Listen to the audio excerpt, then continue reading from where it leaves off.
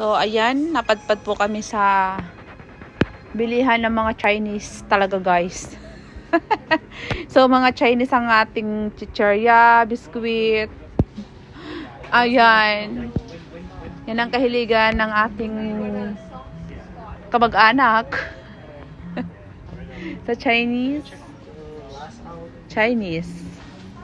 So, hindi ako napapadpad sa Philippine food lagi. Philippine grocery kasi ay dito lagi bumibili ang aking biyanan ng mga Chinese biscuit. So, healthy siya, hindi siya maalat, tumitingin siya ng mga ingredients. Kung maalat, masyadong matamis, ayaw niya ng ganon. Ayan, mga Chinese talaga siya, guys. Isang kainan dito ng Chinese food, Taiwan. O ganon. So, ayan. Bye!